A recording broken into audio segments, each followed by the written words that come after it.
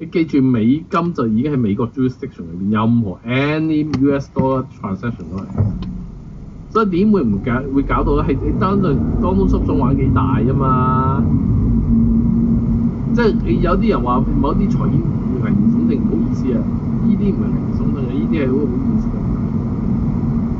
即係我知道有啲人咧就扮激，跟住咧就平日咧就喺度飲食集團咧，即係同啲記者飲食咧，就嗰啲記者就好中意引用佢哋嗰啲訪問嘅。我傳媒會跟成，好明嘅。即係大佬，我喺德國，我點會請到啲傳媒食飯嘅？我點請唔到㗎嘛？咁問題就係、我德國請到啲傳媒食飯啫。但係我知道呢班有啲蠱惑嘢啊嘛，嗰啲蠱惑衰嘢啊嘛，我知啊嘛，我點會唔知啊？即係你諗下一啲嗰啲 page 好鬼 dry 嘅 page， 你跟住突然間好似好多人睇完就係叫傳媒炒呢啲如何傳媒炒作，點解依家啲傳媒越做越嘅其中嘅原因其實就係個老細有心嘅。嘅問題就係佢控制唔住下面班有正 media 嘅軍事。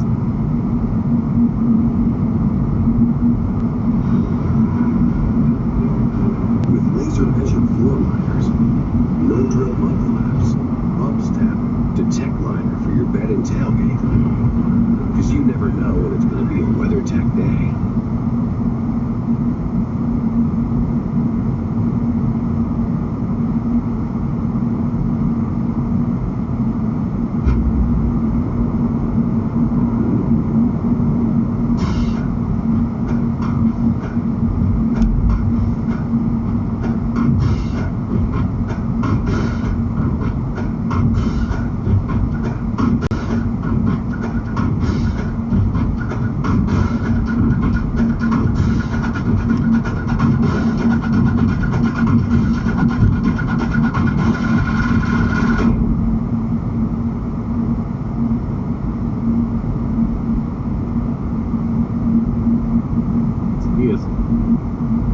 你呢樣嘢就假咗嘢喎，咁簡單啫嘛。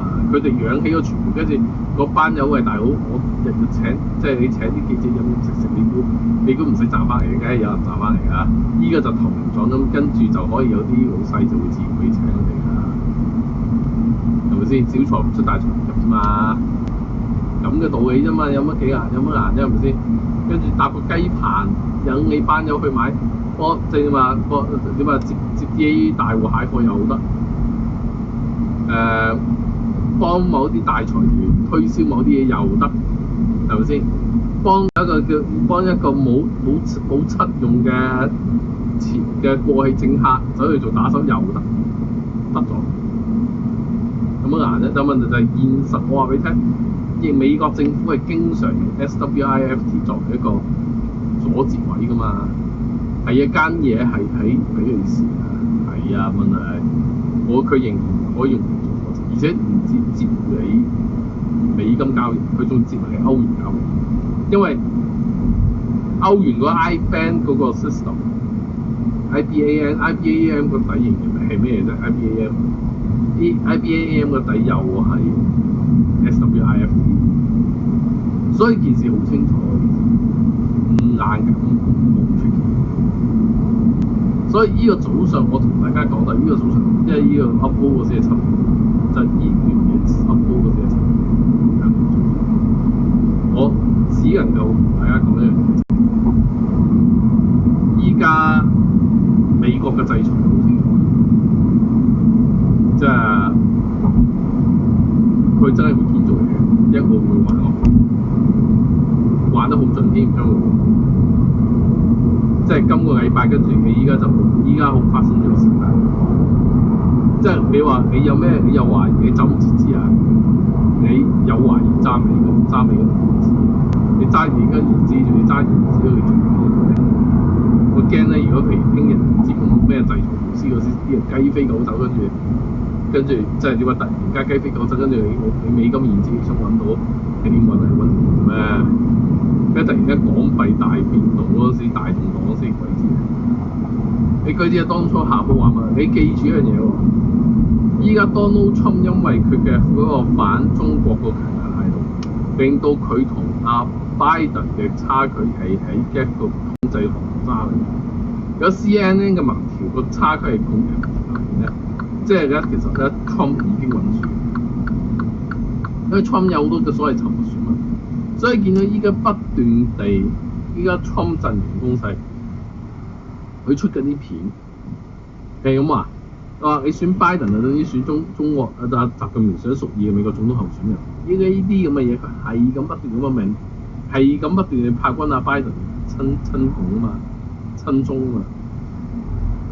你睇住阿 Trump 嘅 strategy， 你就知道阿 Trump 要咁樣對拜登，佢一定與此同時一定一拳拳咁樣打落去，打到去中國散為止，而且全部配合嘅民國相互配合嘅。就好似日本無啦啦，你話安倍晉三我知佢健康有問題，咁問題就係安倍晉三係依家無啦啦換嘅，我覺得可能安倍晉三有啲對華政策方面玩到唔大，咁我揾麻生太郎咯。麻生太郎有啲人話啊，二階派嗰啲友仔會即係相對親中，會令到阿麻生太郎冇咁應我，唔覺得係喎。麻生太郎依家如果有美國支持同埋麻生太郎嘅人 style 好似 Donald Trump 㗎，其實把口唔收㗎嘛。麻生太郎把口即係中意睇笑佢漫畫嘅一個麻甩大叔嚟㗎嘛。你咁係一個麻甩大叔中意睇笑佢漫畫，即係呢啲咁反差咁大嘅性格嘅人咧，通常咧把口都唔收嘅。即係好似咁嘛，好似我呢啲咁嘅人係咪先？平日都鬧人唔使本嘅就係你話我中意個公仔。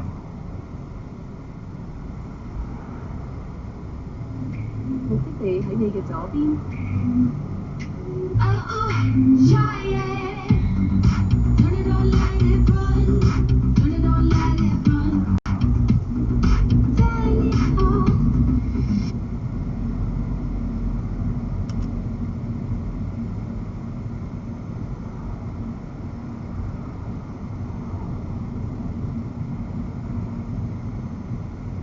行駛600尺之後，左轉上斜路。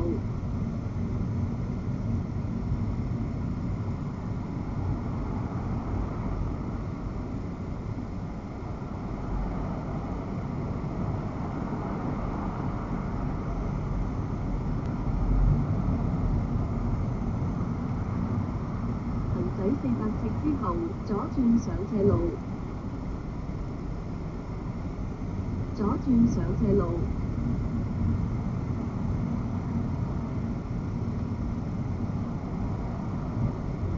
This summer, lease for zero down, zero first month payment, and zero security deposit to experience the 係一隻 P 座嚟 ，OK？ 咁呢個成件事就反差到爆嘅，係咪先？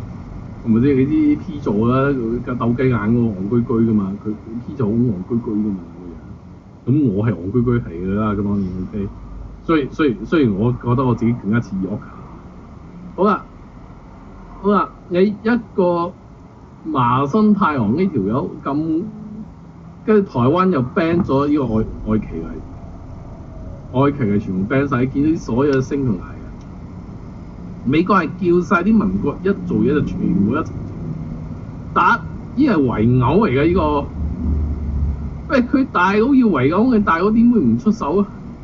咪玩啊 ！SW 行駛1000尺之後，喺迴旋處第2個出口駛出。玩到你落腳都仲得啊！你仲要係點樣？日本呢個你周庭被捕嗰單嘢激全日本掂晒，你覺得日本唔做嘢？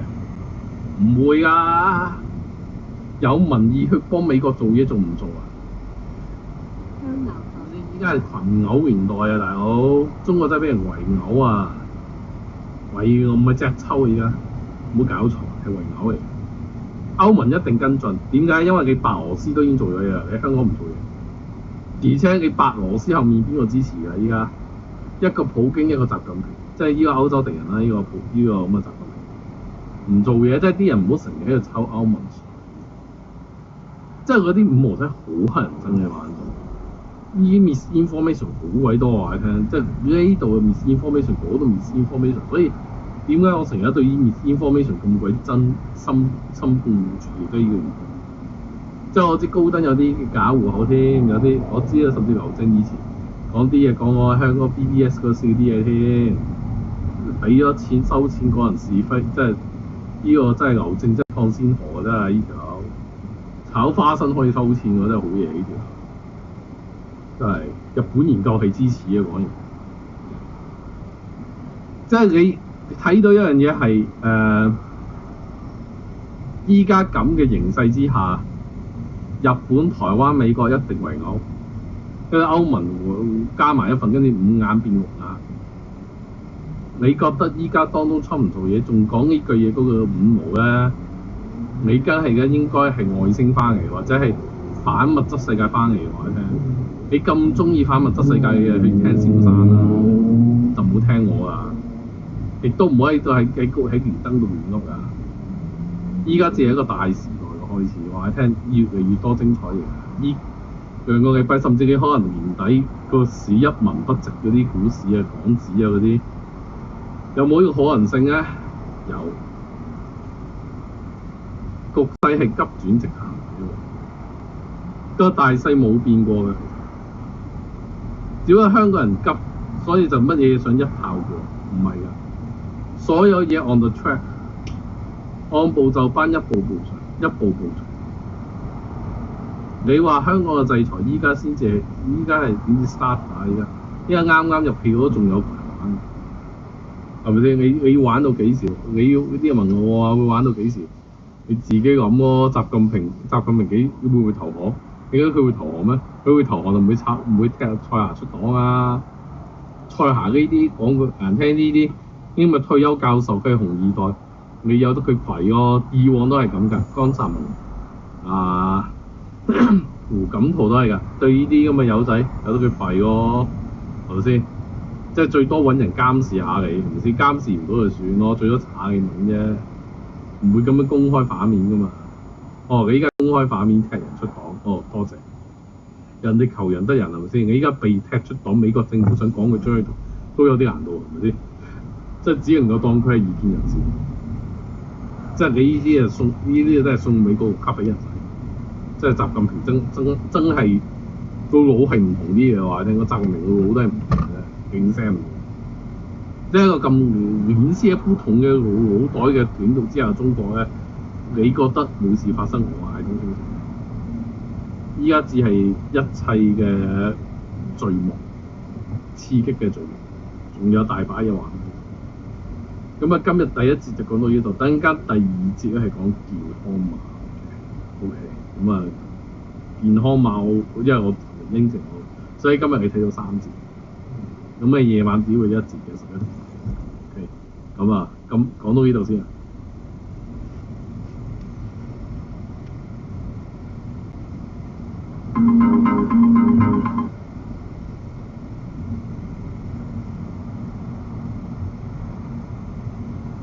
黐線嘅。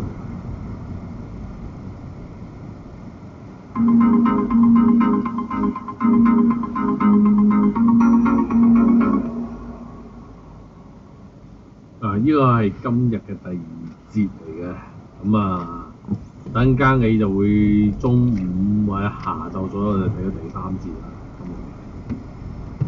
我就第2節就應承咗大家好耐啦，講健康碼。咁健康碼呢件事咧，我嘅睇法就好簡單。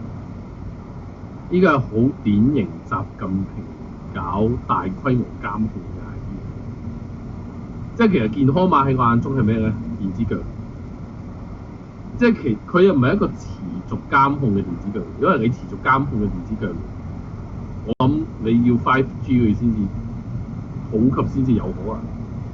而且我相信屆時中國應該入唔到咁尖端嘅晶片去 support 成件事，因為你嗰個有大量嘅數據喺度。即係習近平有一個好大問題就係佢好迷信呢啲大數據嘅運用。咁但係咧佢唔記得就係咧，你呢啲咁嘅監控咧係好多時都好 waste energy， 好 waste time。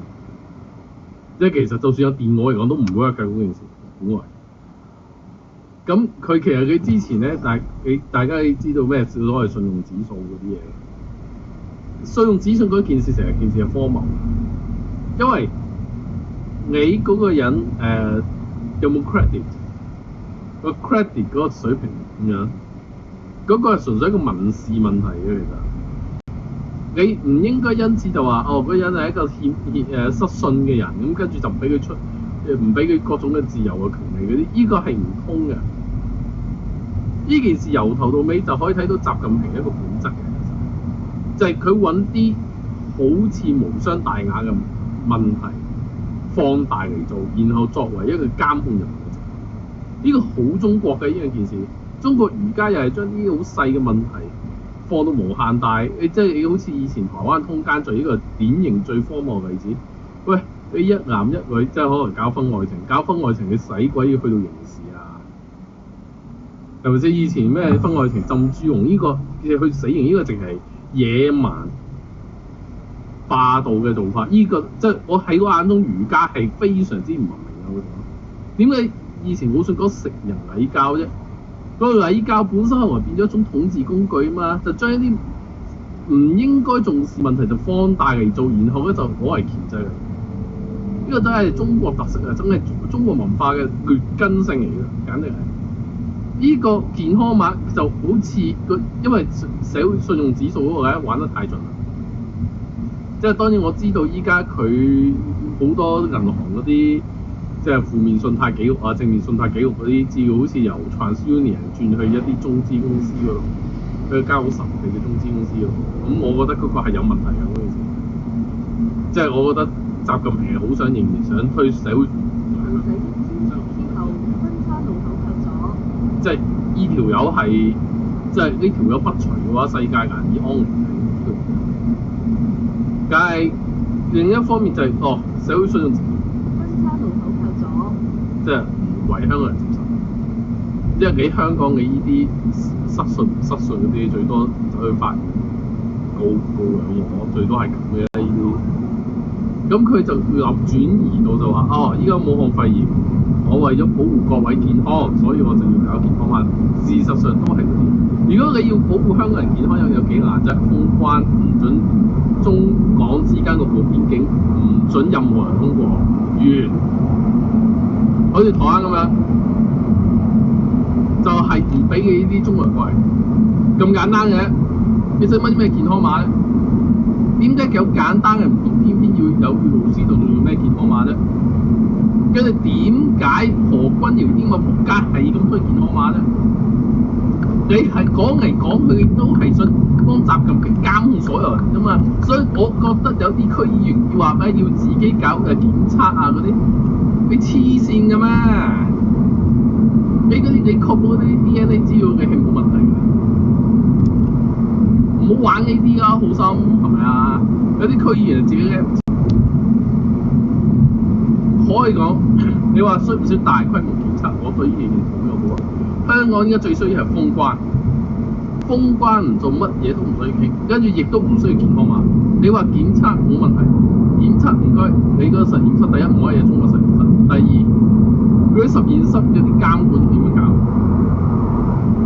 喺德國好清楚嘅，就係、是、你個化驗報告嘅資料你自己知，同埋有嗰個結果確診你曾經有抗體㗎嘛，俾個數字俾 Robert Koch Institute，that's it。Robert Koch Institute 都唔係一個佢個地位上都係半途而廢，佢都唔算係政府，佢算係聯邦政府一部分，但係佢個部門嘅運作上佢有一個學術機構啊。佢有相對嘅獨立性嘅，即係聯邦政府聽佢做嘢，而唔係佢攞聯邦政府控制佢嘅嘢攞嚟控制人民呢件事。你哋見到呢個健康碼由頭到尾垃圾啊！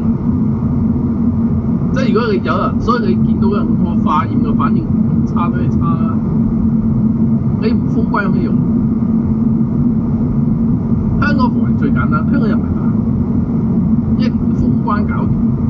你甚至歐洲疫情，你依家譬如依家就近排就開始加翻啲。你之前點解受控制咧？神經區封咗關啊嘛，按 EU 嘅人入唔到嚟神經區啊嘛。家我好老實講，依家你有啲譬如非神經嗰啲人嚟咗神經，佢根本有啲有病咯。佢話有啲譬如你今年夏天啲人去西班牙嗰度發癲嘅啲友仔，唔戴口罩狂歡去馬洛卡，係咪先？馬洛卡島大家都知道德國殖民地嘅，咁你梗係狂爆啦，係嘛？咁但係問題就係嗰度我都冇人話要大規模。有德國嘅大規模檢驗嗰個，其實好多時候係 voluntary，OK， 同埋嗰啲人一定係結果一定 keep 喺自己手上，所以你呢個健康碼唔通你，健康碼你只不過係想駕駛會酸指數同埋限制啲人出境咯，因為你依家諗唔到咩方法可以限制 BNO 出境嘛，即係你限制 BNO 出境嗰度你冇橋啊嘛。有問題不斷地有香港人離開啊嘛，不斷日有人用啲 outside 度走咗啊嘛，成家人脫離暴政都啲年青人，你冇辦法捉翻呢班人翻嚟啊嘛，跟住你要揾戰橋揾謠言咁啊仆街，係咁散播謠言咯，都係嗰啲人㗎。講真，梁振英請埋啲咩人？即係佢以為梁振英，佢梁振英 CQ 唔係健康碼。一步步嘅啲嘢好清楚嘅，所以我嘅睇法好簡單，呢啲咁嘅檢驗一律抵制。你講唔清楚你想點，你林鄭月娥想點，全部抵制。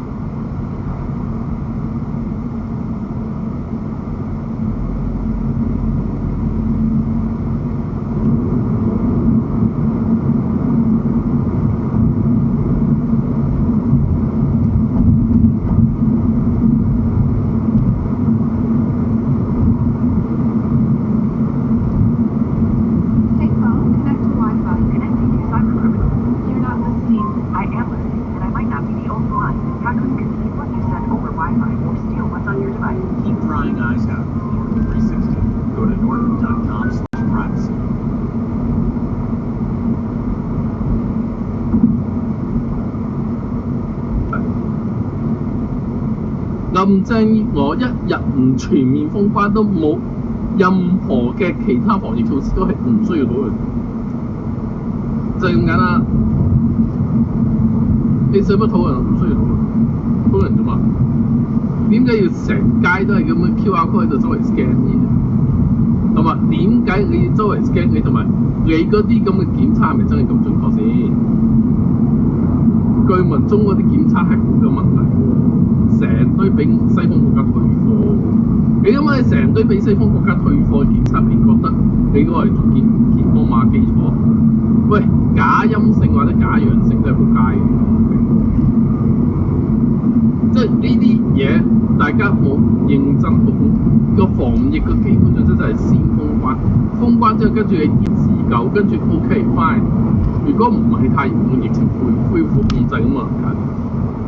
點解會之前疫情失控咧？就係因為有一堆人可以豁免檢疫啊嘛，可以隨便入境啊嘛。點解要豁免檢疫呢啲人啊？就係要你根本係立心不良，你白。好多人啊浪費啲時間討論總辭嗰啲嘢，我好心嗰啲咩蕭生嗰啲人啦，你討論咩總辭啫？輸入一啲乾炒嘅 topic 出嚟，健康碼呢啲涉及全香港人福祉嗰啲，全部都係 spin out 咯，呢啲咁友仔。所以我話你聽，其實我有一樣嘢好直接喎，我係唔中意蕭若元，我話俾你聽。之前我好幽默咁樣講話啊，你呢個係反物質界嘅 KOL， 我忍咗好耐啊，其實我真係忍咗好耐啊，呢個偽君子啊！即係你以前搞咩香港人民廣播電台或者人民名嗰時搞出咩嘢嗰啲，我好老實講，我唔信呢家係黃，好坦白，呢件事我睇得好清楚。近排總辭別，你應該討論係健康碼，你應該討論係有可能令到香港人嘅財產受侵害嘅危機，亦都唔好亂咁噏其他嘢。咩國際性，你唔需要亂咁噏。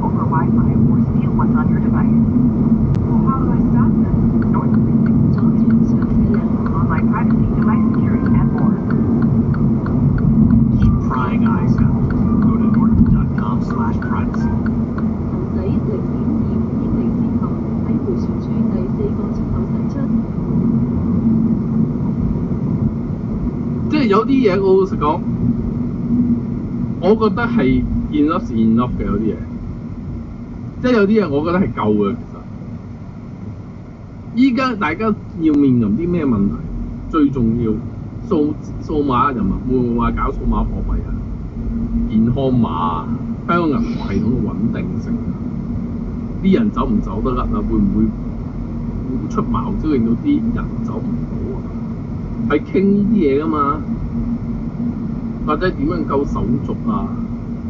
甚至你啲人唔總辭，你救手續，你都有好多方法。點解要去乾炒啲嘢？點解要乾炒一個總辭一個雞肋嘅議題？雞肋就係、譬如我講句難聽啲，嗰啲立法會議席嘅棄之無味，之無味棄之可惜，食又唔知有咩作用，但係你放棄咗又好可惜。你知食之無味棄之可惜嘅事情，你點解要嘥咁多時間？你要知道香港政界人鬼難辨啊！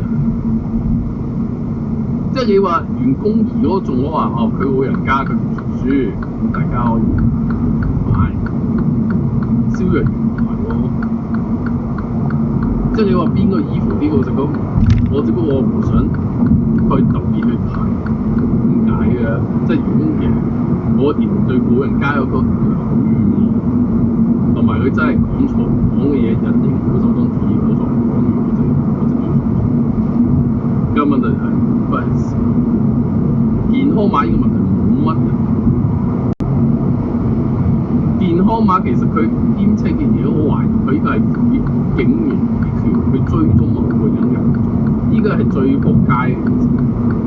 佢授權警員隨便嗰個 QR scan 啊，系統 scan， 仲衰過查身份證啊！周街話你聽，香港查身份證嗰條 law 其實已經好侵犯人權㗎。你試下德國會無啦啦查 passport 啲身份證啊！我話俾你聽，我喺德國3次俾人查 passport 喺條街度，3次嘅原因係咩咧？2次原因係買六合彩，因為冇人信我個樣係42歲，咁啊要確分我係夠18歲係六合彩 OK。1次就係涉及買一啲即係類似我唔食煙㗎，但係我要買酒類嗰啲，我俾人 check。買酒送翻嚟香港俾送，要18歲㗎嘛買酒。咁啊 check 你嘅 passport 係咁多，我得過3次俾人 check 曬，就係呢啲咁。你每條街都無啦啦俾人 check passport 嘅，一係 check 翻係 border 喎，一係。你點會好似香港嗰啲咁嘅隨便即係點啊？搜人身份證以前我 OK， 你非法入境者 II identify 咁啊需要身份證。咁問題係，依家你健康碼呢個，你根本就係俾搜身份證無需，你搜身份證你都要合理懷疑，可能係呢個即係已經即係。我有時以前我喺香港俾警察問身份證嘅時候，你乜嘢話？移高英，你憑乜嘢要 stop and search？ 即係 search， 即係要 check 埋 ID。我都問佢嘅，你有咩後尾？幾個後面有後尾懷疑我乜？啲警察都答唔到。我話你答唔到，我覺得大家一齊翻差館。我就唔會俾身份證，我就喺差館嗰度俾我個口供寫話俾你聽嘅身份證。咁嗰啲差佬知道我呢個人有啲麻煩，咁我就一般都唔存在。你依家健康碼就係製造理由，就係冇合理懷疑之下可以隨便 check 你嘅 ID， 呢個係最 evil 嘅一件事。中國真係而家咁嘅 evil 嘢，真係中共產都冇嘢咧，就係諗埋晒呢個舊咁嘅總招數，將啲科技嗰啲時間全部浪費時間喺呢度搞啲咁嘅招數。即係我如果係俾咗我嚟講，我睇法好簡單，冇健康碼絕對唔應該退，任何情況之下。你林鄭月娥真係有誠意抗疫，即立即封關。No other way。你林鄭月娥唔封關，你搞咩健康碼乜嘢都好，或者你呢班人反對封關而堅持搞健康碼嘅，一定其心可誅，一定係仆街，唔使講啊！件事好咁簡單嘅，跟住大家應該 focus 嘅議題就係一啲真正同啲人嘅有關嘅議題，浪費時間喺總辭啲嘢上面係 crazy 嘅呢件事。佢哋成班乜嘢派系都嘥咗時間喺呢啲地方。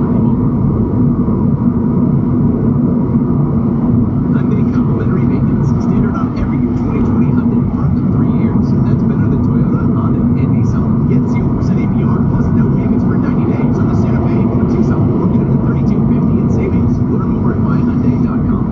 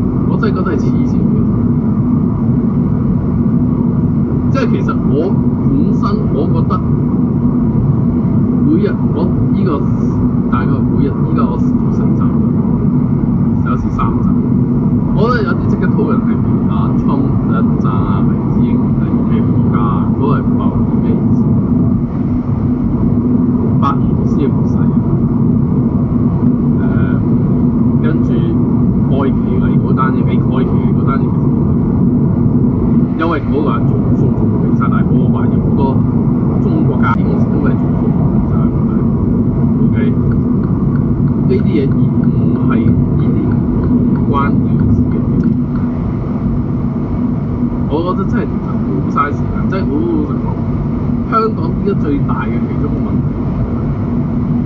題，其實真係總此其實有好多法一定真係即係譬如有啲認真制講話2級議會咁樣，你嗰啲你翻入去做嗰啲友仔就要聽初選贏咗嗰啲人，我覺得可以嘅，咁我唔可以啫。跟住表面上就嗰啲係現在，實際上就嗰啲係真，有乜啊？即係呢啲可以做10種方法都可以做，呢嘢你靠倉冇問題。原因制個討論方法就正，但係問題就係你見到有啲人真係佢係立心話，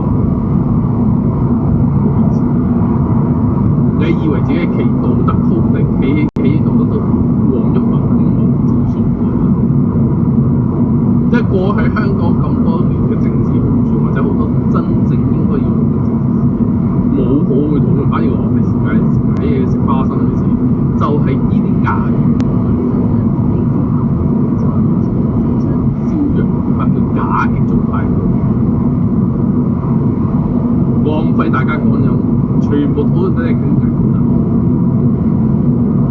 即係當然有啲人當你神咁拜啊，但係問題就係、你當你神咁拜都唔見咗，甚至你當我係神咁拜，我唔你唔需要拜神㗎。我喺呢度同你分享我對政治議題嘅睇法，我係呢個 this is only my way of thought。呢個係我嘅諗嘢方法，我覺得係咁，但係你唔一定要聽我講。你應該自己思考我講嘅嘢嘅對錯，係咁樣嚟㗎。應該你唔好當我係神，我係人啫，我都會有啲嘢睇錯嘅，我亦都有啲嘢我唔識評嘅。OK， 你叫我評某啲嘢我唔會評嘅。你叫我評咩非洲局勢嗰啲咪搞啊，大佬！你咩南美局勢嗰啲 ，sorry， 我唔會 discuss 或者譬如你話中東局勢，中東局勢好坦白，大把專家，你唔好揾我，我唔係嗰方面嘅，我唔會乜嘢都話我自己叻，咪就係唔得嘅。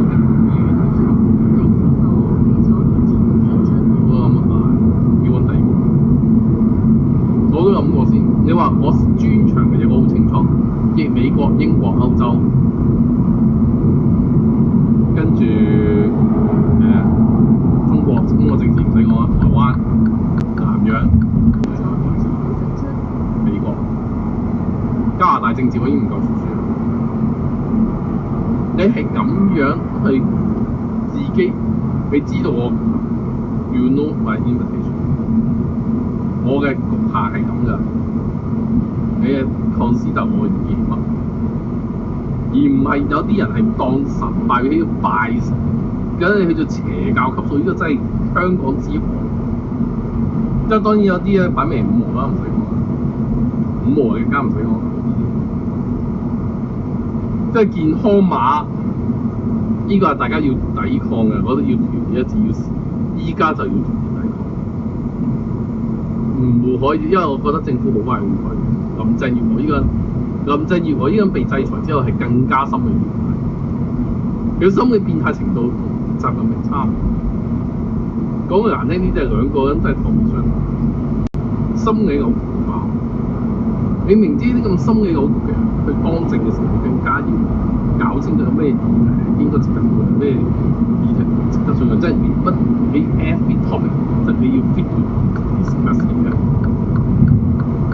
我真係覺得係，我呢度嘅呼籲就係大家應該係正視健康碼，因為呢個係電子腳俾我而且係賦予卡境太廣泛嘅 search check 你嘅 ID， 因為我唔信佢健康碼後面會住 HKID， 一定會講嘅，而唔好再浪費時間咁嘅種詞。Complimentary maintenance standard on every new 2020 Hyundai for up to 3 years. That's better than Toyota, Honda, and Nissan. Get 0% APR for 60 months on the Sonata or Elantra, or get up to $2,500 cash back. Learn more at myhyundai.com.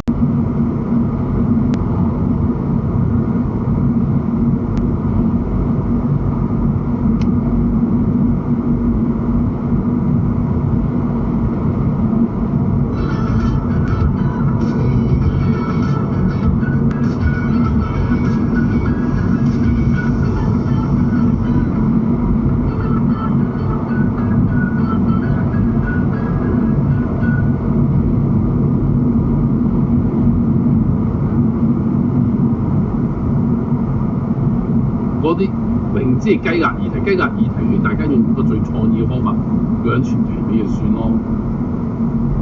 你點解要嘥咁多時間？好似講到就係總詞就係千古罪人。我話俾你聽嘅，阻止唔到健康碼嗰個就真係千古罪人啦。搞清楚輕重啊！所以我嘅睇法就係、是，如果啲人係好中意聽蕭生嗰啲人咧，我真係只係講，我有啲朋友以前我啲朋友話突然間好中意聽蕭生，我只係話，我對呢啲人敬而遠之嘅，我冇辦法，真係唔好意思，我唔中意去隨你見到我好少咁火滾嘅，但係我覺得健康碼呢個真係，我睇咗幾日之後，我覺得呢個係我覺得呢個係我就今日就講到第二節講到呢度，等陣等我第三隻講快啲。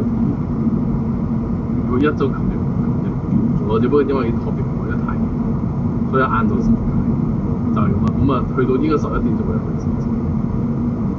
依家講到呢度。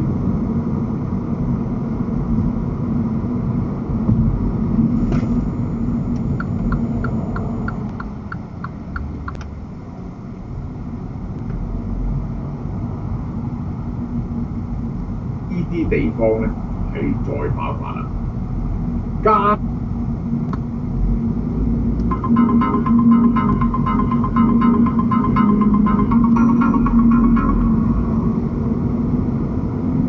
各位晚上11點呢一節咧，通常我都係講一啲比較人哋眼中比較唔同嘅一啲比較深度少少嘅 topic。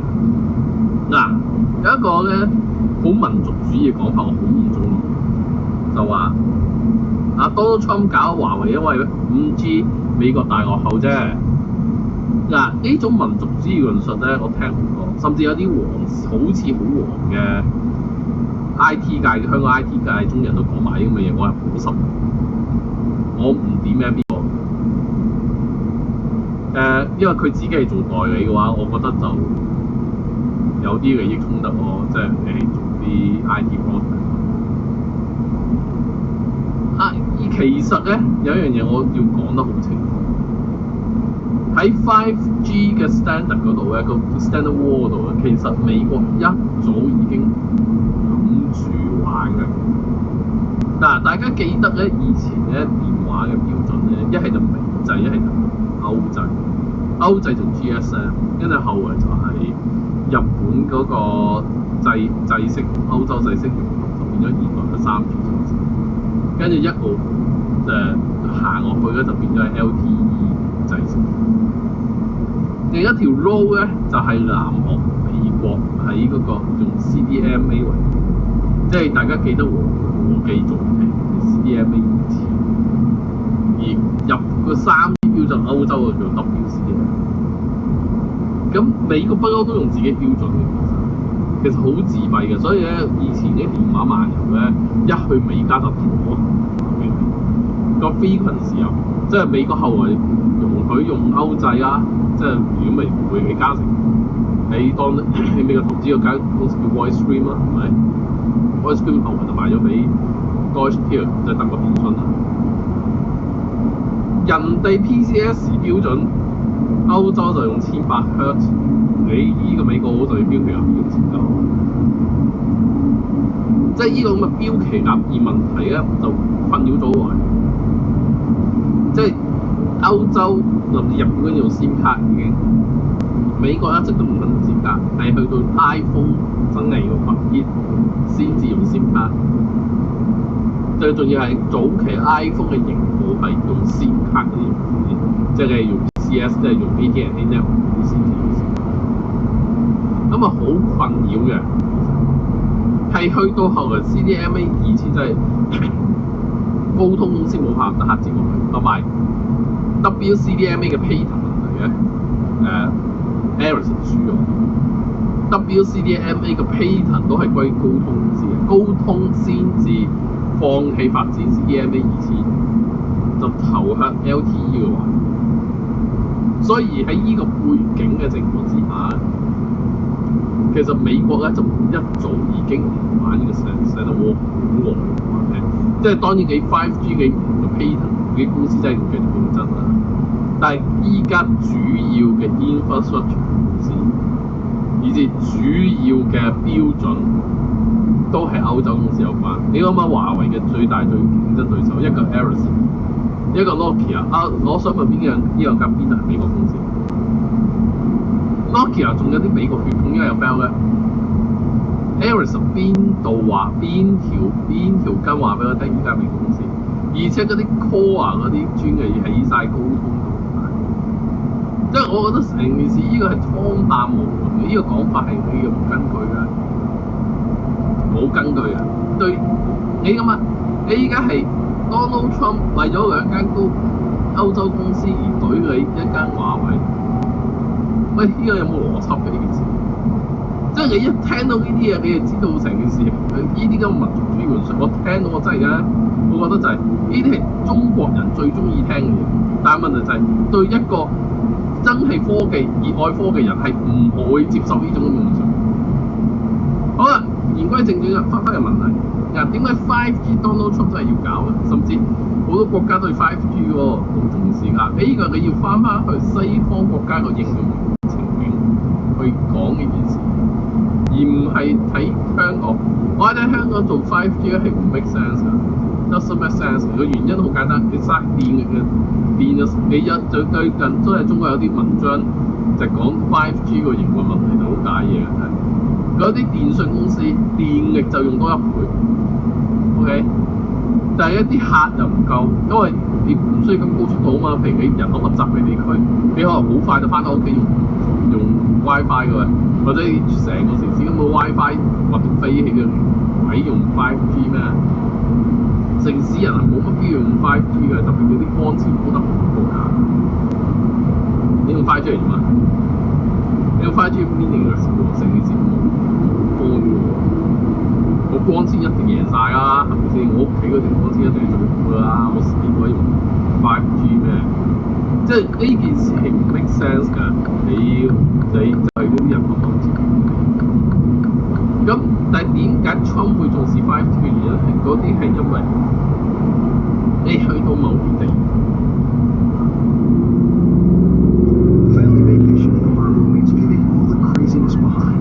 Well, maybe not all of it. Crazy feels good when it has room to spread out in Vermont with a pool on the beach. Just feels like vacation. Book today, get away together with Vermont.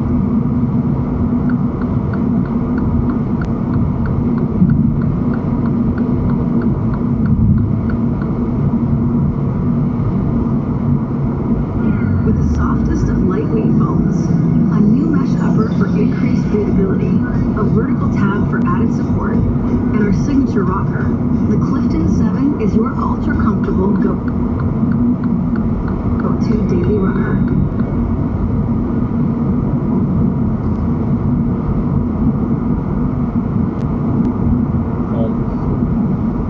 5G 嘅 network 就變咗乜嘢？譬如點解德國咁重視 5G？ 德國不嬲有個問題，德國平原地區嘅城市嗰啲鋪網慢嘅問題，主要就係嗰啲官僚制度啦。你知喺德國掘路啊係好痛苦嘅事，你要嗰啲 paper， 德國冇嘢嘅，係啲 paperwork 咧就好密。box file 滿天飛嘅國家嚟㗎，OK？ 你嘅一個 box file 滿天飛國家係掘路喺光纖鋪嗰個光纖，你個路咧，你一件好大鑊嘅事嚟嘅，真係。而且你仲要嗰啲城市呢啲德國係散㗎嘛，德國你啲人口密度好屈㗎。咁你結果成件事貴到飛起你鋪光纖，即係你鋪光纖每人入戶到戶喎，大佬。蝕到趴喺度你未搞電話聽，你其實我都你就算俾蝕啊，你都唔知有冇攞唔攞到嗰啲permission 啊，即係攞到嗰啲批文去起呢啲嘢，你點搞啊？或者美國咁樣，哇大佬啲人口密度有啲地方疏到仆街嘅，你起條光纖馬場，你條光纖你制你個規模成本，你嘅規模效益係明顯嘅。呢個唔 make sense，多數唔 make sense，經濟上完全唔 make sense。5G 就係佢可以提供光纖嘅傳輸，但係你可能對香港嘅情景就係、哇大佬嘅電費 X 貴咁計，但係問題可能喺一啲人即係好似嗰啲人口超疏嘅國家嘅，可能就係你用嗰啲譬如你日頭用太陽發電，或者用風力發電，或者平日已經用風力去發電，即係你可能你個發射站有幾個風力發電。咁老實講，你嘅發射功率幾大都你啲風力發電站唔夠勁㗎。佢用一個就算我俾你500瓦、1000瓦嘅發射功率，即係去到咁變態，因為你好大嘅地區，我去到咁盡，我用嘅電費，我用嘅維修成本啊，以至個建築成本啊呢啲咁嘅嘢咧，我都仍然平過將光纖鋪。所以呢個就 make sense 嘅 5G 點樣 make sense 嘅原因，點解西方國家咁重視？但係喺香港你叫啲人用 5G 用咁貴嘅，你就傻的嗎？個 point 就係呢一度啊，人口密度問題。即係好似中國用 5G 咧就變成一個目標，就立心不，因為中國用 5G 個影目的就係人民監控嗰個，所以佢就唔係好計成。即係佢要全天候監控你嗰班健康碼、數字又唔廢嗰啲，你知嗰個後面一定會有5G支持先㗎，係咁樣嚟㗎。即係呢樣嘢，我覺得即係啲人講呢個先係要 make sense， 我成日都話講要 make sense。呢個嘅應用情景，如果對美國嚟講就係有好多軍事基地俾軍人通訊嗰啲，話大佬你跟住你軍人，或者可能你個軍事基地可能通訊都係用 5G。如果你嗰啲全部啲嘢都係華為嘅喎，大佬，哇你呢個仲係國家安全問題，你唔係國家安全問題嗰啲咩？呢個只係個真正要，即係你呢個你就要翻去，你究竟乜嘢國家而家最重視 5G？ 最重視 5G 嘅國家佢有咩infrastructure？你就明啦。你哋美國嘅問題就係美國有啲地方，佢係要點解 SpaceX 嗰個衛星網絡系統嗰個係 Starlink 係有得做？個原因就係因為 Starlink 如果個速度係就算係去到5G速度差唔多啦，佢夠平，如果佢嘅價錢夠平嘅話，我係聽緊 Starlink 係解決咗美國農村地區嘅嗰個 internet connection 啊嘛。咁你諗下，我就唔使怕。咁當然如果係咁樣，我就唔使怕 5G 嘅。但係你知衛星通訊有個缺點嘅，但係衛星通訊要求個居民嘅功率相對高，因為始終唔同你地面，你對住 5G 用嘅功率先係低。咁呢個係另一個問題。即係你呢樣嘢，你知道點解創設 5G 嘅原因唔係話喂美國話唔好意思，你話 terminal 平嘅 terminal。你我諗下 terminal 嘅晶片，個 baseband 嘅晶片，大部分好心機嘅，大部分都係高通嘅。你高通嘅聲音中唔係聲音，就煙艇唔玩啦。咁啊 Apple 自己，我想問有華為自己講華為係咪先？有冇問題就係你個 baseband 嗰啲，你好多無線電啊嗰啲前端技術嗰啲連嘢美國同埋華為都要買台同美國。係咪先？你跟住你話啲晶片貨，佢要揾人做晶片啊，7厘米啊，大佬，7厘米晶片又係揾台積電，即係有啲嘢你唔好用呢啲咁嘅理所，呢啲想當然啲民族主義觀點去討論呢件事，錯大嘅。你結果你成件事討論就係討論啲奇怪嘅事，咁唔得嘅。即係呢個亦都係點解我同香港 IT 界嘅距離咧，我係好遙，即係我係得嗰啲3年，我想。我諗我最大嘅問題就係我同香港 IT 界基本上都距離好遠。個原因就係因為我睇到嘅嘢唔係你哋。OK， 即係譬如即係譬如你起網站啊嘅 quality 啊啲嘢，即係幾咁翻呢度報關係要做一排，俾人媽落地。即係依家係因為你依家係要搞到。德國政府要慢慢賣飛去其他技術嗰度，因為俾人罵。即係因為最初一開始嗰個遠大同講，即係當然有啲 IT 人肯定話啦，黃世澤 QL 有講 Java，我對 Java 嘅觀點冇唔得改變做法，即係你我裝100嘅時候，呢度好多人唔通過，即係好多技術嘅掣肘嚟自己未中意啫。喂，啲人真係真心覺得嗰樣嘢，真心覺得嗰樣嘢係好嘢嘅話，就一定我唔係應用嘅，即係你見到西方國家都應用。我唔係話裝100當然嘅，但係你見到就有啲你講 IT 嗰啲未用嘅英文語數，我係真係唔好意思。IT 嘅嘢我嚟講實際，譬如你話中國用 IT 用 5G， 佢可能要考慮嘅有啲即係中國人有乜台，譬如有啲譬如你話西藏啊、一國啊，或者係東德，佢可能係需如果你要盡快完成嗰個 IT 研發出場，你 5G 啊一定要特別沙漠用得沙漠公司，你都拗我都拗住，或者其實沙漠可能最後係衛星之後 Starlink 嗰啲可能係全部 test。你睇到一樣嘢就係你要睇翻嚟當中考真正考慮其實係國家安全。你話 5G 最後會唔會賺錢？其實 5G 最後幾多人會用 5G 咧？即係你諗下，統一開始想開始推 5G， 因為你起咗，亦都 5G 比較快，亦都可以乘機鼓勵啲人，即係冇即係乘機鼓勵啲人用佢嘅 net 啊，即係用佢嗰啲。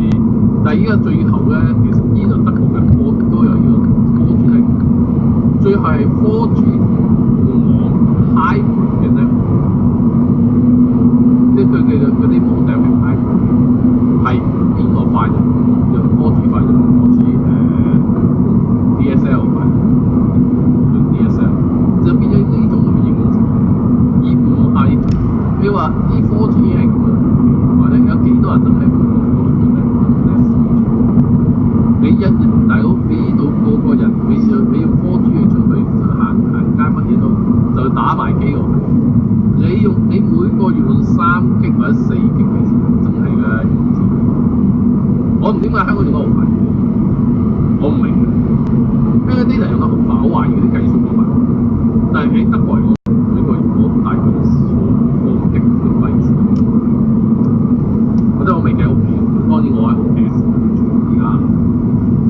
咁問題就係香港嗰個係好嚟嘅，香港嗰個我唔明點解我以前喺香港先5 GB 或者6 GB 嘅地一夜先，即係我唔明嗰個計算機制。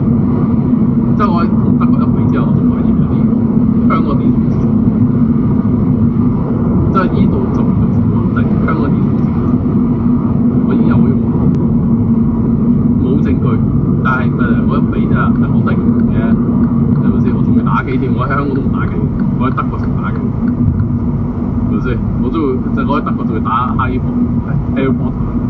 我喺德國打 Harry Potter， 我用嘅 data 都仲少過喺香港。喂，通唔通啊？嗰件事唔通嘅喎，真係唔堅唔通嘅。所以我就覺得成件事。咁但係無論如何，幾個應用情景唔同，你要考慮翻個應用情景係決定嗰件事。即係你諗下，其實德國都係變咗係輔助互網，佢係作為一個互網嘅補強 rather 真係佢係 5G 系統，即係大家想象到。你話香港有幾可用 5G 啊？香港真係冇。你香港係咪要改善下啲 WiFi 嘅？即係你做好一個城市嘅 WiFi connection， 可能會更加實在。就當然，我覺得依家咩 5G 啊、WiFi 啊，對香港人都唔一定好事，因為你知政府嗰個監控全部同啲電信公司嘅。即係但係問題就係，你話 Trump 重視 5G 係咁搞華為，係因為美國公司話，我覺得呢個完全不可接受。真正嘅原因係國家安全，而呢個國家安全威脅係實，因為你偏遠地區真係會快轉入，而華為因此背景不透明。華為同即係華為成間嘢同解放軍嘅關係唔太熱情。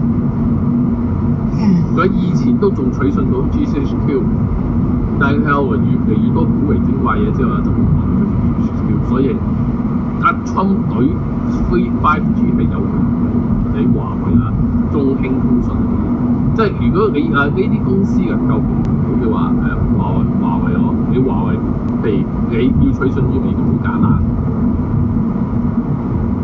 你將華為若干嘅股可能40%配售俾西方國家，即係當然唔好係嗰啲會賣咗美國嘅公司，可能係一啲可能相反，可能係一啲即係國家安全因素。跟住佢去派董事會，可以派人入去睇。我話你聽，如果咁樣嘅話咧，當初一條鬼都冇睇嘅。而且你呢個係透明嘅話，亦都未必可能未必美國未必反對你華為喺呢個即係 5G standard 上面跟住公司。咁問題你唔係啊嘛？呢間公司一開始係鬼鬼祟祟嘅，以前香港唔有，或者你依家係搞呢個搞嗰樣。唔好意思，你跟住你慢慢周單嘢又點樣諗做埋啲喂，你玩到呢個點嗰時，老實講，你要美國好順利收皮啦。伊朗係影響到Donald Trump一定以前用嘅嘢，因為伊朗成日想搞以色列嘛。我之前講過Trump 家族係關係喺呢個二次大戰期間，Trump 係個家族係認自己德國，佢話自己係佢係猶太人結埋一齊。你就知道呢個 family 咁耐嘅傳統就係佢要以色列。咁你華為就走去賣電腦賣 HP Enterprise 嘅 server 俾伊朗，喂大佬我唔喐你嚟㗎，我喐你係正常嘅。你咁簡單啊嘛，即係有啲嘢，我希望香港人討論問題嗰時避免用一啲大中華主義，呢個係好差。5G 問題一西方國家咧出咗啲問題，冇得傾嘅。華為一定要死嘅，而家華為做咁多貴啫，中國啲 IT 公司全部都有黨委做俾人做骨嘅，或者中國啲 IT 公司死晒係應該嘅。我話你聽，除非中國共產黨放棄對 IT 公司嘅控制，我覺得依家係冇得傾嘅意思，即係呢樣嘢好多即係冇長一輩嘅所謂 IT 人咧，我完全意見不同，我係完全企喺創業。TikTok 係要搞，騰訊要搞，而且就係大嗰啲民主派啲機啊，成日都俾中國搞啊，你都冇理由走去仲係撐中國啲 IT 公司啦。即係呢樣嘢係 crazy。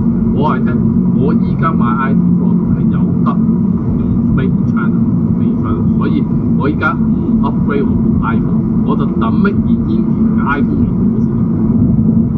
我就係呢樣嘢，即係一嚟我換 iPhone 我都會買3-4年，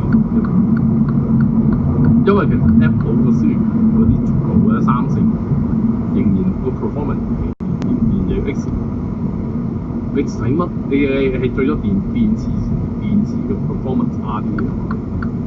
我唔明點解啲人可以每一次咁樣每個人年機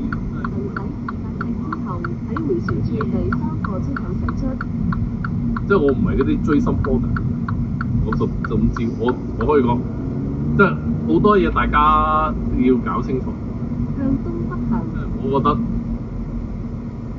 華為華為抵死嘅原因係佢by day one，佢一間幫解放軍做嘢公司嘅，佢應該知道呢個下場。今晚講到呢度，聽朝再見。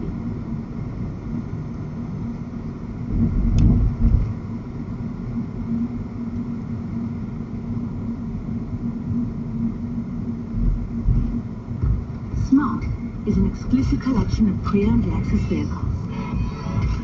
Smart is the best certified pre-owned program. Smart is the new sexy. Experience amazing exclusively at your Lexus dealer.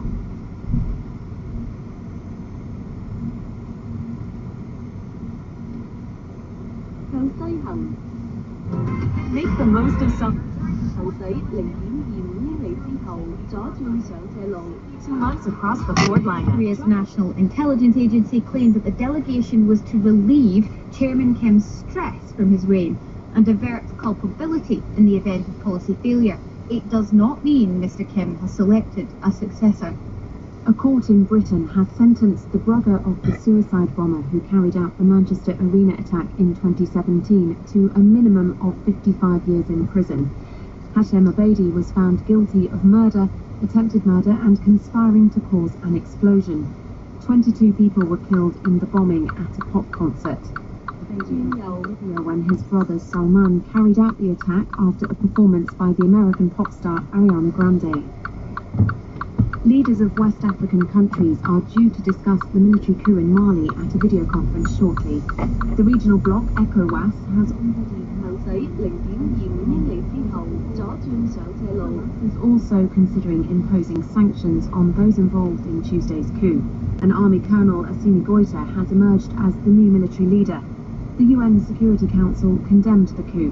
The UN's independent expert on human rights in Mali, Alioune Tine, called for the coup leaders to release all the prisoners they've taken, including the presidents. The most important thing is very quickly to release those who are detained, the President Boubacar Keïta, all members of the government. Very important is to restore what is rule of law. World News from the BBC. Police in Thailand have arrested 9 people who were involved in recent anti-government protests. They include a popular rap singer and a lawyer who has called for changes to the Thai monarchy, breaking a long-standing taboo. Those detained prison sentences of up to 7 years. School children Tar at the A205 in Lee, the South Circular eastbound block accident involving 2 cars at Bearing Road. That's affecting you heading towards Horn Park, Clifton's roundabout. You cross Queens Road westbound, partially blocked at Lausanne Road, collapsed a manhole.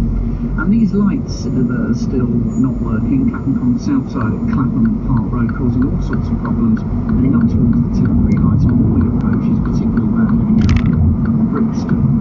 Works for the Tots Hill Gyratory until Friday. A3 Wandsworth slow as it works. Vauxhall Bridge, a reminder that is shut until December for the all but the cyclists, buses, London licence taxis, London Bridge, Vauxhall Bridge closed too. Any reads BBC Radio London Travel on you half an hour. Digital Radio 94.9. The court in London held that Nigel Wright had tried to extort nearly $2 million in cryptocurrency. Frankie DeMaisner. 45-year-old went to Sheepon, Lincolnshire, presented himself in court as a man who lived a simple life. Investigating officers say he was a manipulative, threatening man who was extremely skillful at avoiding detection. Over a 2-year period, he sent a series of letters and emails to Tesco demanding £1.4 million in Bitcoin in return for the whereabouts of jars of contaminated baby food. One mother who found razor blades in a jar just as she was feeding her child. It was horrendous, and she felt sick and shocked. Frankie DeMaisner reporting. BBC News. You're listening to the newsroom, the BBC World Service with me, Alex Rinson. Let's begin in Russia, where one of Vladimir Putin's most outspoken critics has been rushed unconscious to hospital amid suspicions that he may have been poisoned. Alexei Navalny fell ill on a flight from the Siberian city of Tomsk to Moscow, forcing the plane to make an emergency landing in Omsk. Video from the scene shows Mr. Navalny being stretchered from the aircraft into a waiting ambulance before being taken to hospital. His spokeswoman, Kira Yarmish, is in no doubt about what happened. Of course, poisoning is being considered as one of the possible causes. But apart from that, there are many other possible conditions which could come on suddenly and show the same symptoms. We're taking them all into account, confirming or excluding as we go. I'm afraid I can't go into any more details. That actually was a clip of the spokesman spokesperson for the hospital, saying it was too soon to confirm that Mr. Navalny has been poisoned, but his spokeswoman very clear that the team around him are sure that that is the case. I got the latest from our correspondent in Moscow, Sarah Rainsford. The hospital in Omsk has confirmed that he is in intensive care. In fact, they say he's on a ventilator and unconscious. Now, they say a whole series of tests are being done.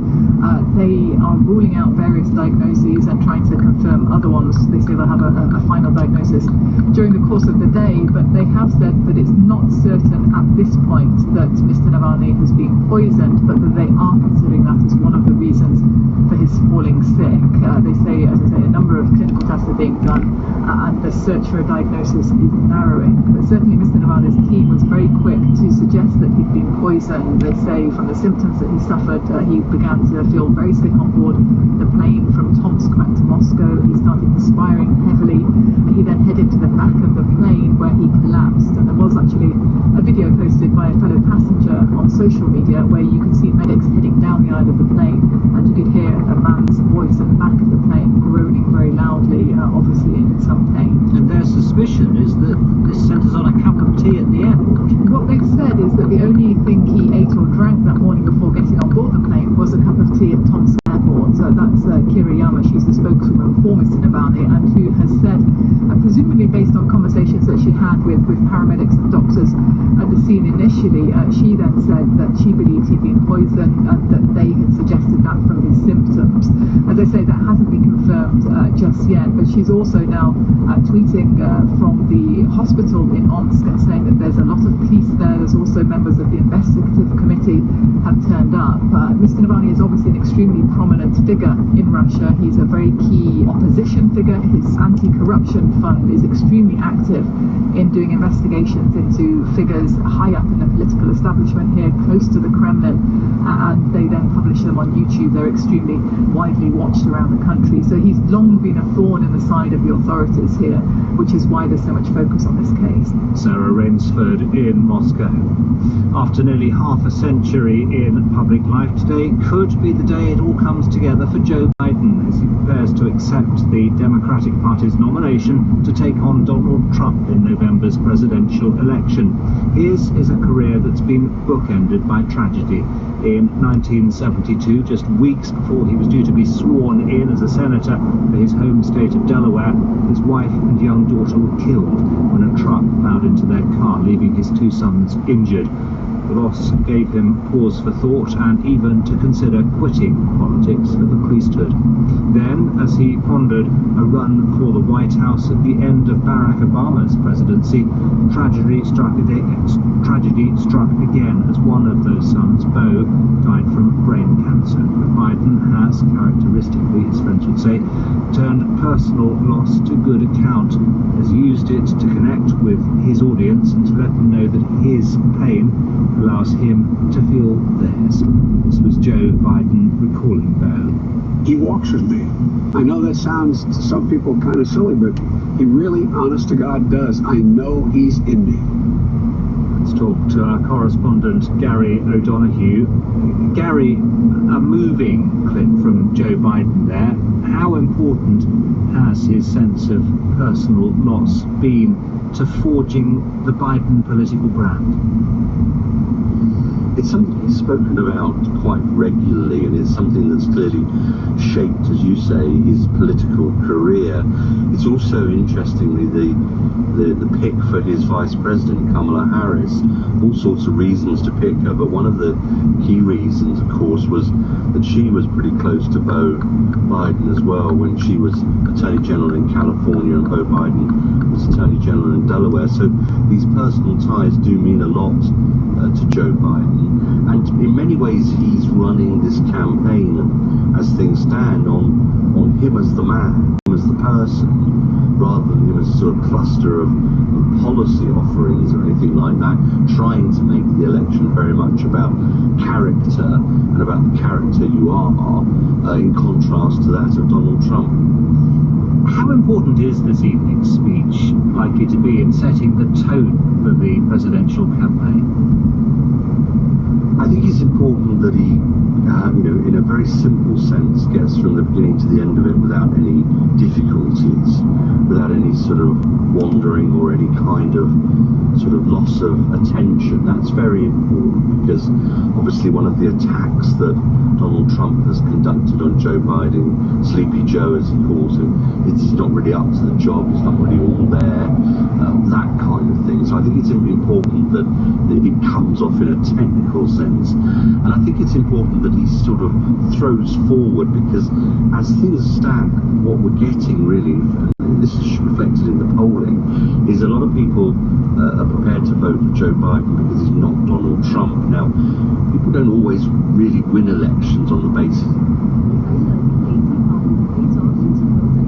too, and so I think people will be looking for that element tonight. What is it that Joe Biden offers other than not being Donald Trump to the electorate? In 10 seconds, let me pin you down. What is the biggest challenge facing Joe Biden and Kamala Harris?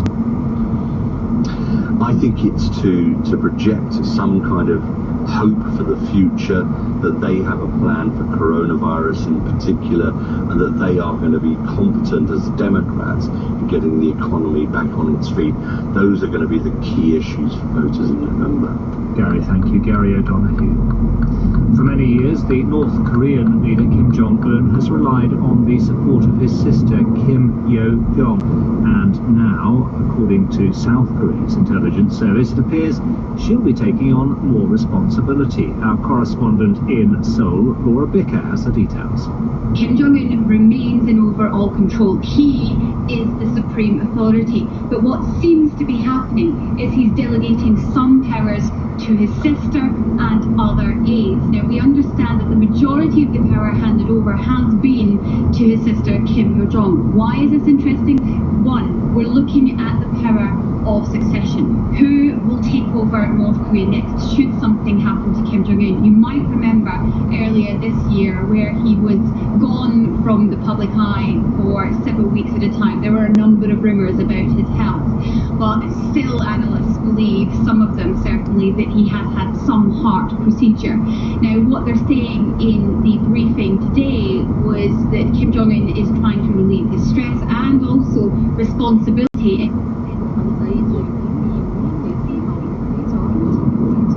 to his sister Kim Yo-jong. That does not mean that she is the successor when it comes to North Korea, but it does mean certainly his beginning to delegate some powers. Why? We're not entirely sure, and it is worth noting that South Korea, they are only able to kind of garner information by analysing state media. So when it comes to this kind of information, it is difficult to assess, but it's worth noting certainly at this time. Laura Bicker in Seoul.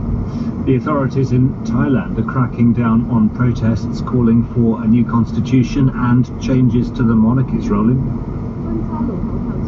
The demonstrations have been arrested, and activists have said they've seen a police list of others who may be arrested soon. Our Southeast Asia correspondent Jonathan Head reports from the capital, Bangkok. With school children across Thailand now joining almost daily demonstrations of symbolic support for the protest movement, the government is under pressure to respond to the call. Security forces are going after the protest leaders, arresting 9 of them over the past 24 hours on charges of sedition, which can carry a prison sentence of up to 7 years. The 9 include a popular rap singer, a Labour leader, and the lawyer who earlier this month first called for changes to the monarchy. The 2 largest parties in the governing coalition have now said they back the idea of forming a committee to draft a new constitution. However, the government insists that the king's status in the constitution cannot be touched. It's widely expected that all those, including some students who've openly demanded limits to the king's power and spending, will face arrest in the coming days. Jonathan Head. You're listening to the BBC World Service. Danielle has the headlines. Doctors in Russia say they're fighting to save the life of the anti-corruption activist Alexei Navalny, who is unconscious in hospital after a suspected poisoning. The head of South Korea's spy agency says the North's leader Kim Jong-un has handed over some of his responsibilities to his sister and other key aides. And Police in Thailand have arrested 9 people involved in recent protests criticising the government and the monarchy.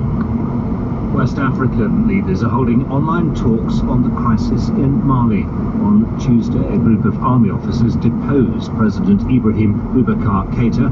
While the opposition has welcomed his removal, organisations such as the regional bloc ECOWAS and the African Union have denounced the coup. I asked our Africa editor, Mary Harper, what chances of success the talks would have. Well, ECOWAS has for weeks been trying to resolve the crisis in Mali because before the military coup there were several violent and passionate civilian protests against the government of President Ibrahim Boubacar Keïta, and they failed to make any headway. They were seen in some ways as being rather too much in favour of the former president, so it's difficult to see whether they're going to be able to make any headway in terms of trying to convince the military either to release the politicians who they're currently holding, to reinstate them into power, or to hurry up and have a civilian administration. There's also a number of other groups who are trying to exert pressure on the new military leadership in Mali, including the United Nations, the African Union, which has been pretty tough. But for the time being, it looks like none of them are really bringing any pressure to bear. Yes, you mentioned the promise of the military leaders to hand over power to a civilian transitional government. Can we really expect that to happen? It's always difficult with these military coups that are quite common in Africa, including in Mali. In fact, this is its 4th military coup since independence. The military often say they're going to hand over to a civilian administration and then fail to do so. But in the case of Mali, because it was the civilians who started the current upheaval, it's possible that the civilians in this case will have more power, will be able to bring more pressure onto the military to hasten their transition to civilian rule. And in fact, there's a civilian protest planned for tomorrow, Friday, so it shows that they're not giving up and simply accepting that the military are in charge, even though they say they support the coup. I think they will try to keep putting pressure on the military to have some kind of transitional civilian authority before too long. Yes, you mentioned that there have been 4 coups in Mali. Ibrahim Boubacar Keïta's predecessor was ousted in a coup. We are just seeing history repeating itself, aren't we? Why does this keep happening? Yes, in some ways we are. I mean, countries like Mali, which always have a fairly strong military, there's always a risk that they will step in once the government is seen to be failing. And in the case of Ibrahim Boubacar Keïta, he was being accused on so many fronts of failing to make some kind of peace with jihadists and other groups who've been causing chaos since, in fact, the last coup in 2012, also accusing him of economic mismanagement and of electoral fraud. But what is worrying people is that with this sort of activity, with coups, spread their influence in the country, and that's really the main fear of many groups at the moment. And in fact, France has just announced that it is going to continue its substantial military campaign in Mali against jihadist forces because it's worried about the issue spreading across the whole of the Sahel and indeed affecting Europe as well. Mary Harper. The wife of a Slovak man who died in Belgian police custody is calling for a new inquiry after disturbing images of his detention emerged. Josef Kovanec had been arrested at Charleroi Airport in 2018 after causing a disturbance on his flight. His death has drawn parallels in Belgium with the case of George Floyd, who died after a police officer knelt on his neck during his arrest in the US. Here's our Brussels correspondent Nick Beak. The CCTV images from the cell show a Belgian officer seeming to give a Nazi salute, while others laugh and pin down Josef Kovanec in the corner of his cell. One officer is filmed sitting on his ribcage for 16 minutes.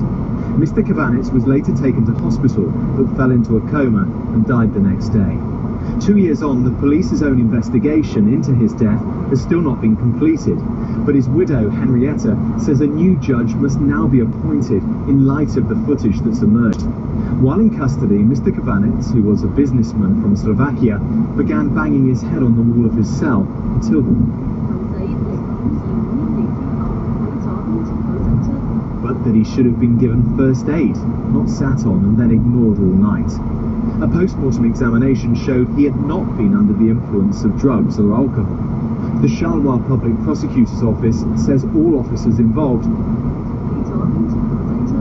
had delayed the investigation. The officer who was seen to give the Nazi salute has today been fired. Nick Beak.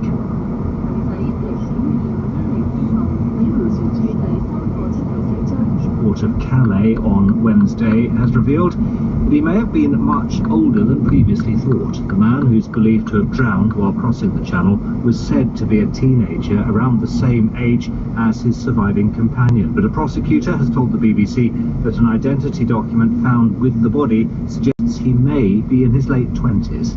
Lucy Williamson reports from Calais. The prosecutor, Philippe Sabatier, told the BBC that the body found by fishermen on the beach at Sangatte yesterday was that of a 28-year-old Sudanese migrant who had tried to make the crossing with a companion, also from Sudan, who survived and initially told investigators that the pair were both 16 years old. He said they'd stolen a rubber dinghy from a shop and took shovels from a beach chalet to serve as oars. It was one of these shovels that punctured the boat as they were rowing across, he said.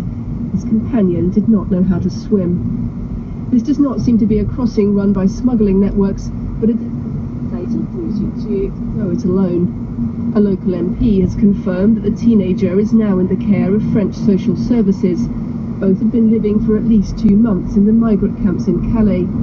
Others living in the Sudanese camp here have expressed resignation at the death and anger towards governments on both sides of the channel. Record numbers of migrants have crossed the channel this month, and France and the UK have been trading accusations over who's to blame. Lucy Williamson. Danielle, you have some other stories from our news desk. Let's get more now on the decision by a British court to sentence Hashem Abedi, the brother of the suicide bomber who carried out the Manchester Arena attack in 2017, to a minimum of 55 years in prison. 22 people were killed in the bombing at a pop concert. Danny Shaw reports. Mr. Justice Jeremy Baker said Abedi had played an integral part in the preparation and planning of the attack, which he described as atrocious. The judge said Abedi and his older brother, who detonated the device, were equally culpable and had deliberately targeted young people. Abedi was 20 at the time of the bombing. Had he been older, the judge said he would have imposed a whole life tariff, meaning he'd spend the rest of his life in prison. The authorities in Belarus have launched a criminal case against an opposition council set up by those who dispute the result of the recent presidential election. The Prosecutor General's office accused opposition leaders of trying to seize power and undermine national security. The move comes a day after President Alexander Lukashenko stepped up efforts to reassert control after 10 days of street protests over his landslide victory, which has been widely dismissed as fraudulent. Chinese Coast Guards have been fighting a fire on an oil tanker carrying 3,000 tons of fuel after it collided with a cargo ship in the East China Sea. Chinese state media say 3 people have been rescued and 14 are unaccounted for. It's not clear if any fuel has leaked into the sea. The cargo ship reportedly sank following the collision off the coast of Shanghai. A British inventor has entered the Guinness Book of Records for the fastest ever electric ice cream van. Ed China reached speeds of almost 120 kilometers per hour after he swapped the diesel engine in the van for a battery-powered motor. He also holds several other unusual speed records, including the world's fastest motorized shopping trolley, which he's now hoping to make street legal. And a celebrity cat, a hard-working civil servant, and the Prime Minister have all been nominated for this year's New Zealander of the Year award. Mittens is a Turkish Angora cat who roams tattoo parlours, office towers and churches, posing for social media snapshots along the way. Earlier this year, Mittens from Wellington was given the key to the city, and his adventurous spirit has won him tens of thousands of fans. Danielle, thank you. Scientists say they've discovered the earliest works of art in the British Isles. Stone fragments thought to be around 15,000 years old were found in the Channel Island of Jersey. The newsroom's Richard Hamilton reports. They are small, flat pieces of stone covered in what appear to be chaotic scratches, but these enigmatic fragments are of huge historic significance. It's very abstract, but amongst these sort of abstractions we sometimes have elements of animals, perhaps the rump of a horse, the representation of a mammoth, but they're always sort of overwritten with these more geometric designs, so they're really difficult to work out. It's almost like it's a secret art that's only perhaps meant to be seen by some people. Dr. Chantal Canella from Newcastle University is part of a team that also includes London's Natural History Museum and the University of York, which has been analysing the prehistoric markings on the stones. These are people moving back into Europe at the end of the last ice age, and what's quite exciting about the finds from Jersey is it still seems to be people living in quite a cold period, and this contrasts with the slightly later evidence from mainland Britain. So they're living in quite big campsites, they have lots of hearths, they seem to be burning animal bone rather than wood because there's not very much wood about, and they're probably hunting herds of mammoth and horse. At that time, northern France would be joined to Britain, so this is a rare glimpse into people in what's basically a drowned landscape of the Channel River Valley. The fragments were found alongside flint tools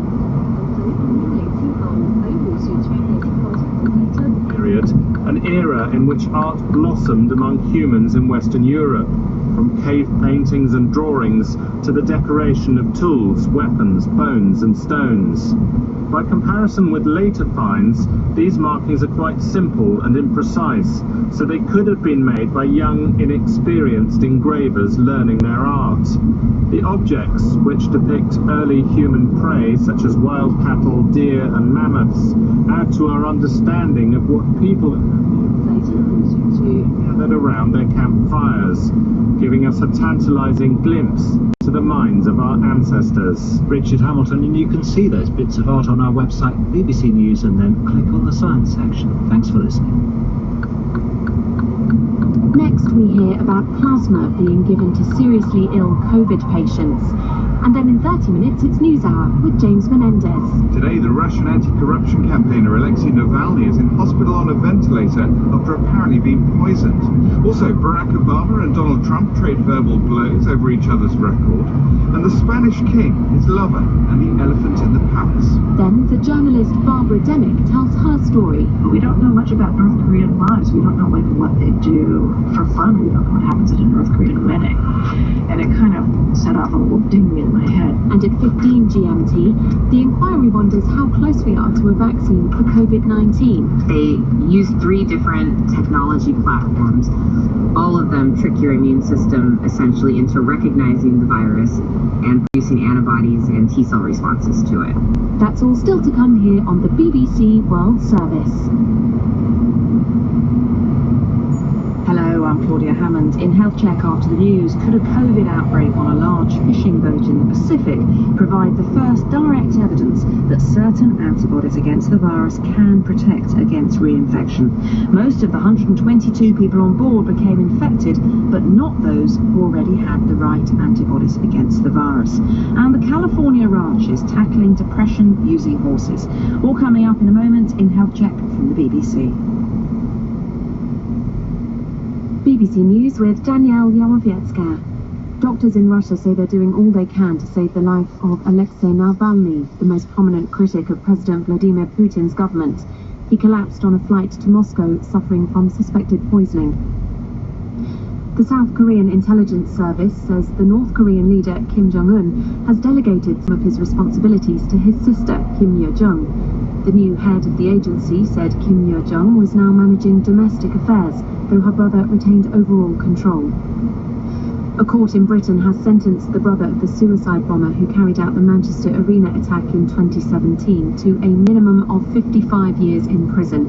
Hashem Abedi was found guilty of murder, attempted murder and conspiring to cause an explosion. 22 people were killed in the bombing. The authorities in Belarus have launched a criminal case against an opposition council set up by those who dispute the result of the recent presidential election, which gave Alexander Lukashenko another term in office. The Prosecutor General's office accused opposition leaders of trying to seize power. The wife of a Slovak man who died in Belgian police custody is calling for a new inquiry after disturbing images emerged of his detention. Jozef Jovanderček had been arrested at Charleroi Airport in 2018 after causing a disturbance on a flight. Leaders of West African countries are due to discuss the military coup in Mali at a video conference shortly.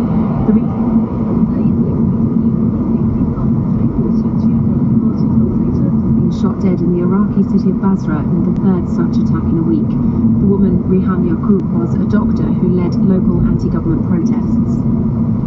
Google says it's experiencing serious disruption to its online services after users around the world complained that Gmail and its cloud system Google Drive weren't working. The firm said it. Now, I'm pleased to say there's not much change around the county. It's still looking mainly okay. There are some stationary queues on the northern bypass, the A40 between Cassington and Ensham, and again on the A420 between Kingston Bagpues and Fifield. Over to Banbury along the A422, there are delays both ways between Banbury Cross Retail Park and Middleton Cheney. Waiting times there of up to 15 minutes. All looking well on the trains, though. If we have missed anything, please call with your travel news. The number is 0828 100 9111. The top 10 from where?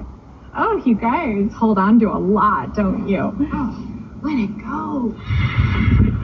So we're starting with news of the first direct evidence that if you have antibodies against the virus after being infected, you might be protected for a time at least against future infections.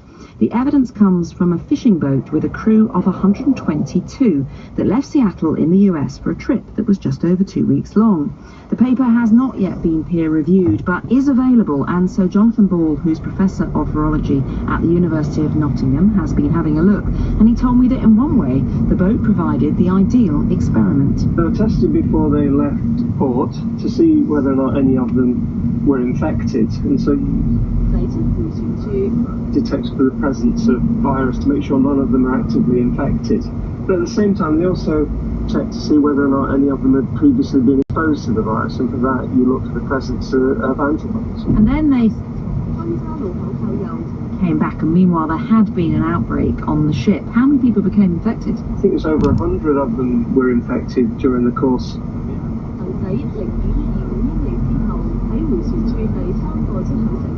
Can have for people who live in very close proximity to one another. And then there were 3 people who had antibodies before and didn't become infected, and this is what seems to be so crucial and has got people's interest. Why is this so significant? Well, yeah, it is the presence of antibodies. We like to think that when we're infected by a virus or an infectious agent, that what happens is we mount an immune response, we get rid of the infection, and then we have what we call memory, so that if we ever see that infection again, our immune systems can very rapidly fight that infection off in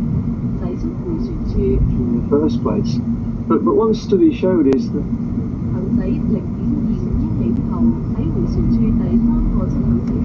it's had a special type of antibody called a neutralizing antibody.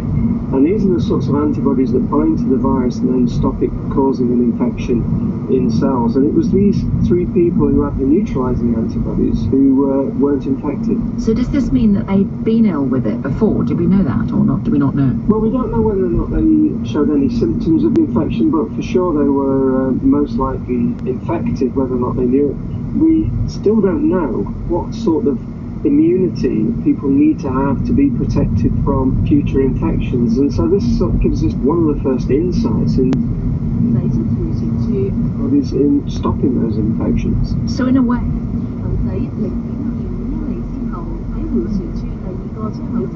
experiment of what might be going on. Well, yeah, it's a real-life observational experiment, and because more than 80% of the people on board the ship were infected, you know that there's a strong chance that pretty much everybody was exposed. It was very statistically significant that all 3 of them were protected from infection, and the 3 that didn't have the neutralizing antibodies but just had a detectable SARS coronavirus antibody response, they were infected. And I think that's the key here, that if you've got a neutralizing response, you don't get infected. But if you've been previously exposed but you don't have these neutralizing antibodies, then unfortunately you can be infected, and that's quite important when we start to think about vaccines. And of course, a vaccine seem to last long.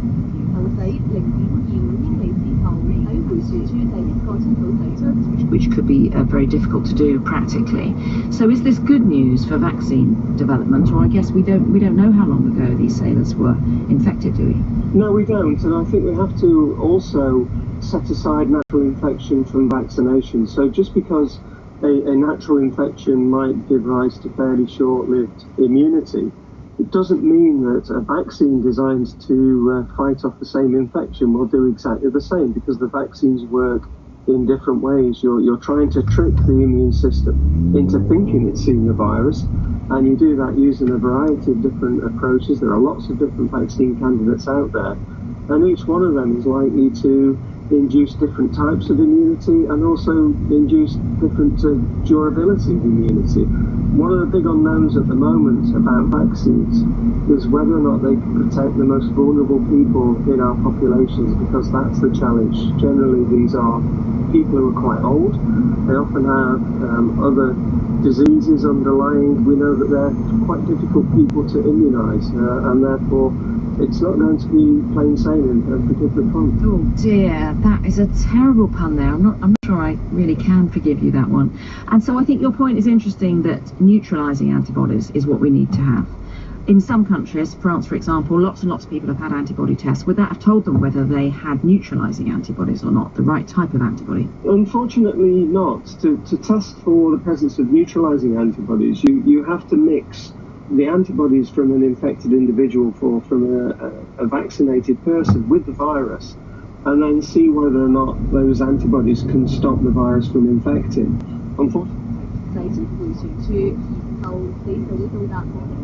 You don't see huge numbers of sera being tested in that way. So just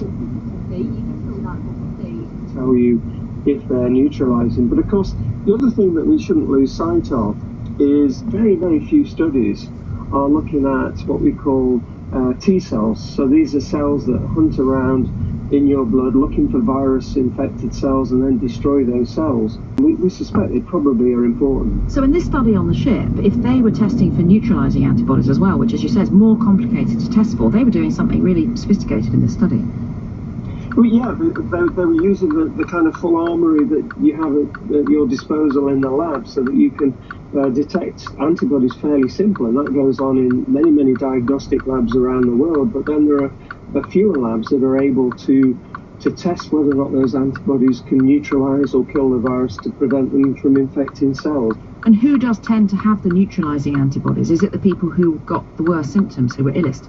Well, strangely enough, it's difficult to work that out. We've literally just finished a study which we're hoping to post on one of the preprint servers this week, which suggests that if you look at people who are in hospital, for example, that those individuals who survive, they generally have good levels of neutralising antibodies. So we do think that they are important in protecting from severe infection, but we do need to understand the immunity to coronavirus in a lot more detail. Jonathan Ball. And my guest today is family doctor Anne Robinson. Welcome back. Now, talking of immunity, there's another study just published, which also hasn't been peer-reviewed yet, which is about giving patients something called convalescent plasma to treat them for COVID. So what is convalescent plasma? So it's sort of old, tried and tested, and quite low tech. Plasma makes up about half of our blood volume. It's the yellow stuff, and when we're exposed to any virus, we make antibodies to it, and the plasma becomes rich in these antibodies. So it makes a lot of sense to at least look into the possibility of using plasma from people who've recovered from a virus, and it's been used very successfully in Ebola, for instance, and giving it to people.